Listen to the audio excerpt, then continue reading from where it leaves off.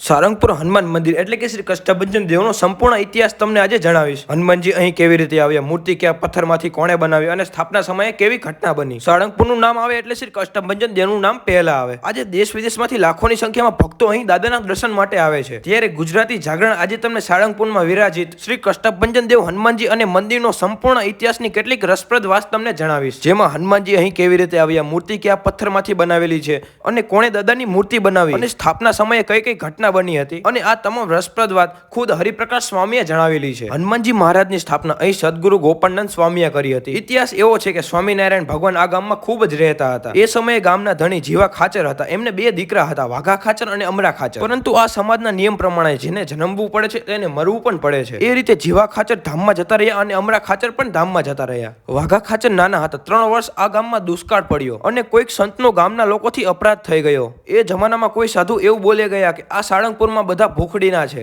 એટલે આ ગામમાં ભૂખમરો આવ્યો. 3 વર્ષ સુધી વરસાદ ન પડ્યો. સંતો બહુ દયાળુ હોય, ગામમાં ભક્તો તો બહુ બધા હતા. 18 વર્ષના લોકો સ્વામિનારાયણ ભગવાનને માનતા હતા. પછી એવું બન્યું કે બાજુમાં બોટાદ શહેરમાં ગોપાળાનંદ સ્વામી આવ્યા. વાઘા ખાચર સ્વામીના પાકા સેવક હતા. વાઘા ખાચર ગામના 5-10 આગેવાનોને લઈને બોટાદ ગયા હતા. બોટાદ જે સ્વામીના ચરણમાં માથું મૂકીને ખૂબ જ રડ્યા. સ્વામીએ પીઠ થબવતા પૂછ્યું, વાઘા કેમ રડે છે? ત્યારે વાઘા ખાચરે કહ્યું, ગુરુ બે દુષ્કાળો પડ્યા છે, વરસાદ નથી પડતો, સંતો આવતા નથી. રડતા રડતા વાઘા ખાચરે એટલું કહ્યું કે સ્વામી, અમે ભૂખ્યા રહી શકીએ પરંતુ સાધુ વગર ન રહી શકીએ. અમે અમારા શસ્ત્રો વેચી નાખીશું પરંતુ સાધુનો ભૂખ્યા નહીં જવા દઈએ. અમારા ગામમાં કૃપા કરીને તમે પધારો. ભગવાન હતા ત્યારે સંતો બહુ આવતા હતા, હવે સંતો કોઈ આવતું નથી. અમે બહુ દુઃખી છીએ. ગોપાળાનંદ સ્વામીએ વાઘા ખાચરની પીઠ પર થાપો મારીને કહ્યું, જા વાઘા, હું તારી પાછળ આવું છું. એ સમયે બોટાદમાં કાનો કડિયો હતો. આ કડિયો નાના નાના મકાનો બનાવતો હતો. એ કડિયો અને 5 સંતોને લઈને ગોપાળાનંદ સ્વામી સાળંગપુર આવ્યા. વિક્રમ સંવત 1904માં સ્વામી અહીં આવ્યા. આખા ગામ ફરતે સ્વામીએ પ્રદક્ષિણા કરી.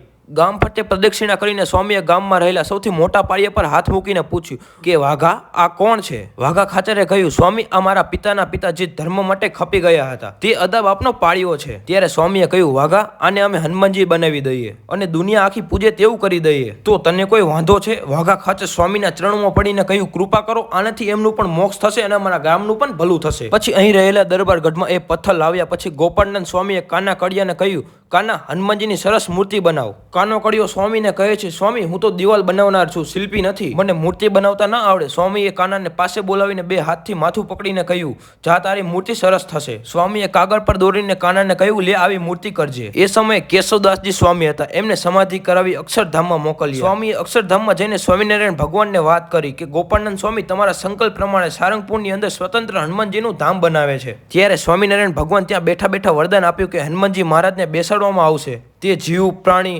માત્રના કષ્ટોને નાશ કરશે, એટલે એનું નામ કષ્ટભંજન દેવ પડ્યું. બીજું એમણે એમ પણ કહ્યું કે કોઈ નાળિયેર કે તેલ ચડાવશે, થાળ ધરાવશે, એમના તમામના મનોરથ હનુમાનજી મહારાજ પૂરા કરશે. પછી કેશવદાસજી સ્વામી સમાધિમાંથી જાગી ગોપાળાનંદ સ્વામીને તમામ વાત કરી. પછી ગોપાળાનંદ સ્વામીએ લાકડી દાઢી સાથે ટેકવીને હનુમાનજીની મૂર્તિની આંખોમાં આંખ મેળવી ત્રાટક કર્યું. સ્વામીએ અષ્ટાંગ યોગ સિદ્ધ કરેલો હતો. આ ત્રાટકથી મોટો અવાજ થવા લાગ્યો. એ સમયે ગોવિંદાનંદ સ્વામી આરતી ઉતારતા હતા. ત્યારે મૂર્તિ આખી ધ્રુજવા લાગી. ભયંકર અવાજો ભક્તો સહન ન કરી શક્યા, એટલે ગોપાળાનંદ સ્વામીનો હાથ પકડીને ભક્તોએ કહ્યું, ખમૈયા કરો સ્વામી. એટલે સ્વામીનું ધ્યાન તૂટી ગયું. સ્વામીએ કહ્યું, જો થોડી વાર જાળવી ગયા હોત તો મારે હનુમાનજીને બોલતા કરવા હતા. પછી હનુમાનજી ખડખડાટ હસવા લાગ્યા. એટલે સ્વામીએ કહ્યું, તમારે હવે આમ જ રહેવાનું છે. પછી સ્વામીએ કહ્યું કે આજથી તમારું નામ કષ્ટભંજન દેવ પાડું છું અને અમારી તમને વિનંતી છે કે અહીં જે કોઈ જીવ પ્રાણી આવે તો ગુનાઓ સામે જોવાનું નહીં અને માત્ર ને માત્ર દુઃખ દૂર કરવાના છે. પછી વાઘા ખાચરે કહ્યું કે સ્વામી, અમે હનુમાનજીને ભોગ શેનો ધરાવીશું? સ્વામીએ કહ્યું કે એક સ્વામી તમને ભૂખડીના કયા હતા ને હવે બધાને સુખી કરવા માટે સુખડીનો ભોગ ધરાવજો. આ મંદિર વડતાલ સ્વામિનારાયણ સંપ્રદાયના હેઠળ સંચાલિત છે. જે સ્વામિનારાયણની સંપ્રદાયની મુખ્ય ગાદી છે, ત્યાંથી વહીવટ સમિતિ મુજબ સંતોને અહીં મૂકવામાં આવે છે. હનુમાનજી મહારાજ પાસે જવા માટે પૂજારીએ નિયમમાં રહેવું પડે છે. સ્નાન કર્યા પછી પૂજા કરવા જતી વેળાએ કોઈ પણ સાધુ અડી જાય તો પણ ફરીથી સ્નાન કરવું પડે છે અને બીજા કપડાં પહેરવા પડે છે. વર્ષની અંદર 20 વારથી વધુ અન્નકૂટ ધરાવાય છે. જો મિત્રો આ માહિતી તમને સારી લાગી હોય તો આપણી YouTube ચેનલને સબસ્ક્રાઇબ કરી નાખજો અને બીજા મિત્રોને શેર પણ કરી દેજો.